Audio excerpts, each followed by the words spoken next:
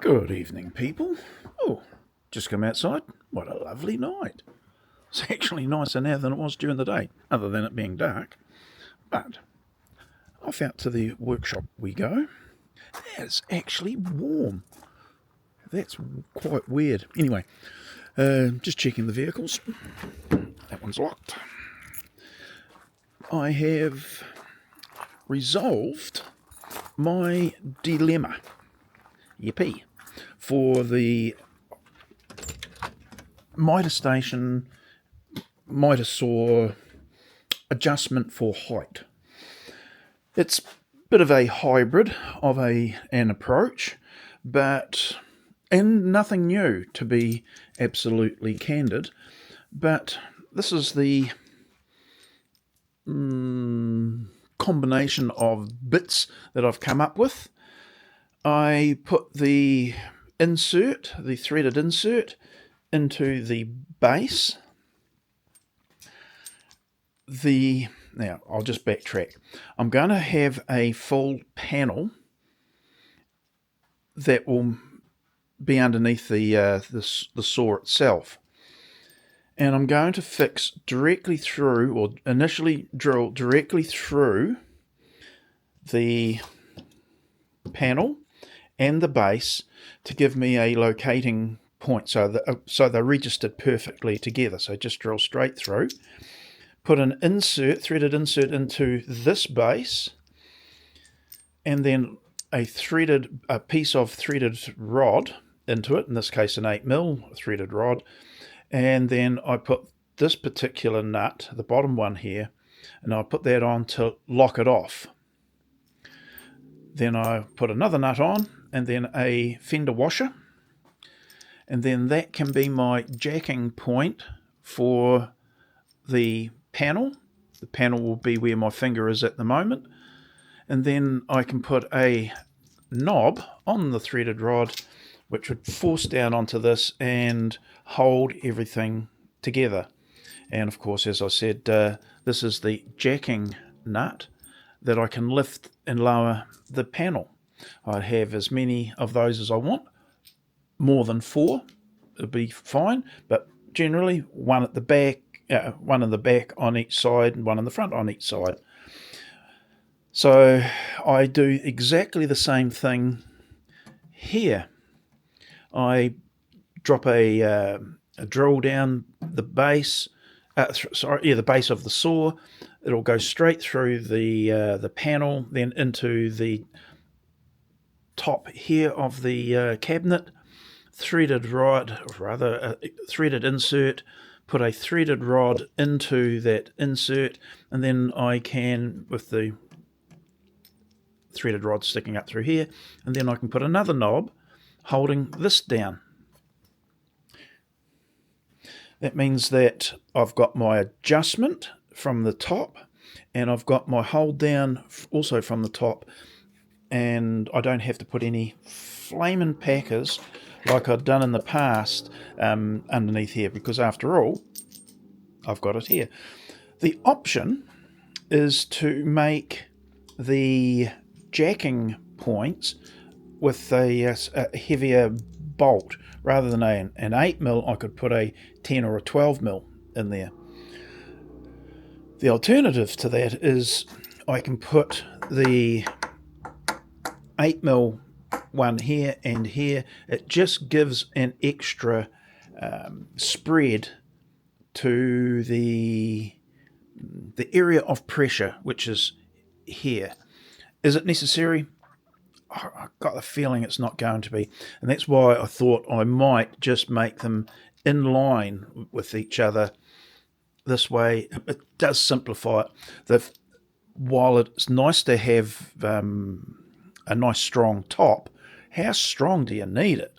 And the question then is, well, if you have more than the 4 jacking points, it starts to get a little bit, I'm not going to say it's difficult, but you might run into more problems just trying to tweak it and get it, that lovely word, coplanar, with the top of the saw and the 2 wings.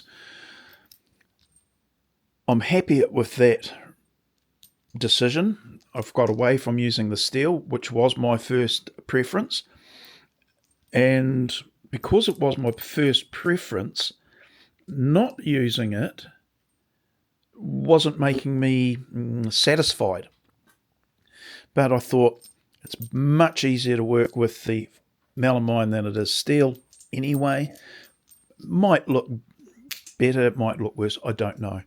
The other thing I've got to consider is if I just pull this saw, just be a bit, if I just pull the saw roughly to where it needs to sit, well, where it was sitting, and tilt it up, hang on, tilt it up, I've got this little bit of a notch out on either side, and that's so that when I spin the saw around, the tail end of it can, oops, hang on, what's stopping me here? Well, the tail end of it has to nest into this area here, and I'm wondering whether I make my top a little bit further back or have a notch out this way. It's just I don't know, something else I'm going to have to have a good think of before I commit to making the top. It's really unsatisfactory having cutouts like this. Necessary, but unsatisfactory to see that sort of thing. Yes, we have to cut the angle here. That's a given. But yeah, I wonder whether there's any way, if we could just have a straight line through there, that means we've got a gap for stuff to drop down into. That would be worse. But it only needs to extend right through to here from the fence forward, does it not? Could it be that I have a step in the top?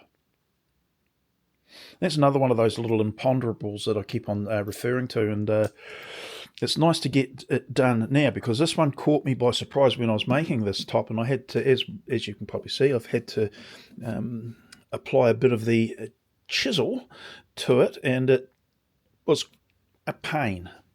And they're not symmetrical on each side. That one's a little bit deeper. So it would be nice to eliminate that problem. Maybe, just maybe, I go back to this point here, which is this is actually a slide out for when you're using it not in this situation. It just extends your fence a little bit, but yeah. That would actually be good to... No, I'm going to leave it in. Thinking. If I cut square this here, it would eliminate the problem, would it not? After all, anything behind the fence is really not that... Well, it's not going to diminish the use of the rest of the saw. It does look better with the top all the way through, but... Or do I just simply take a pattern, create this a little bit neater in the new version, and go from there? It's going to be a bit further back because I'm moving the whole saw slightly further back than it is currently sitting now, where it was originally. So let's have a think about that. If I move it back, I'm moving it back about 35 to 40 millimeters.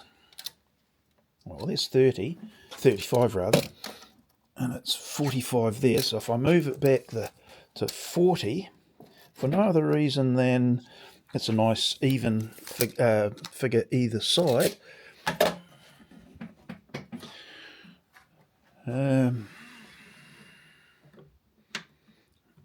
Still needs to go that way quite a bit.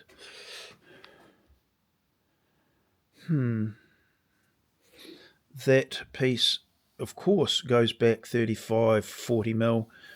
It might be easier just to take a full chunk out. Oh, that's another one of those questions that I'll answer tomorrow.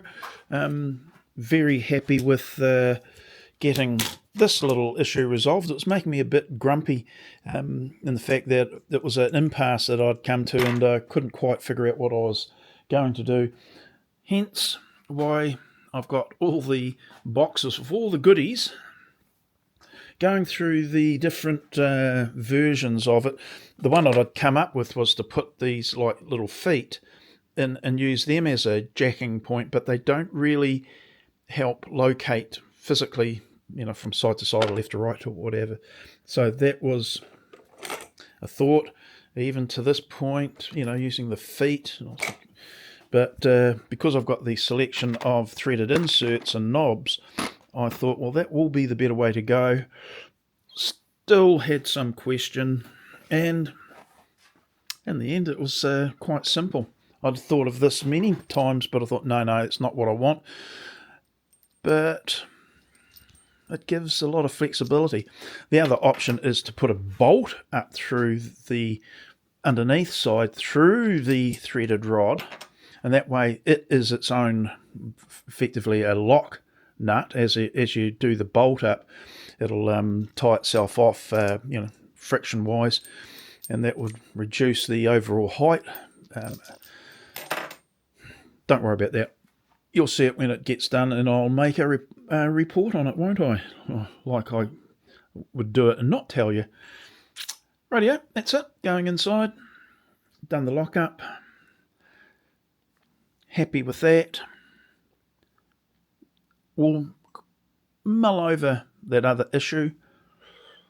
Thinking about the drawers here, that in this area here, I might put runners on those. Ones are the bearinged runners, because when I pull them out, they are quite strong, the runners, and those packer pieces that I was mentioning that I'll be able to use to effectively extend the bench out for those rare occasions. I might want to use the arm of the saw here. There's been occasions when I've been running pieces out and they drop off because there's kind of a bit of a void here. And I thought, how do we get around that? And I was going to have originally a flip out type scenario, not too dissimilar to a mini version of the wing there that flips out. And that's what I had contemplated, but luckily I didn't come to that. Didn't have to worry about that, because I thought, well, if I pull the drawer out and then put a packer piece to bring the sides of the drawer up to the surface of the top, I've just achieved my bigger landing area for those rare occasions, as I said, that I need to have that there, and at no cost to the function and flexibility of this the workbench. So I thought, geez, that was a good one. So that's an inclusion. So right, make that decision tomorrow. I can see that it's actually not going to be that bad, because if it's, after all, slid back another 40 mil to there, that same shape, it might be easy just to cut a section out completely and be done with. Make this block somewhat wider. Yeah, I will. I'll probably make that block quite a bit wider, and then it still leaves the meat in there, because otherwise that happens. And I had to cut right through it's only 35 mil thick, so 50 or 60 mils thick would mean that the drawer that I'm putting in is sealed off from all the stuff, all the shite that gets thrown around, and that would not be a good thing with it filling up with that. Thank you very much. Okay, that's it. As I said, I've just boiled the jug as I came out, so I'll go inside now and have my cuppa. Rightio, see you in the next one. Bye now.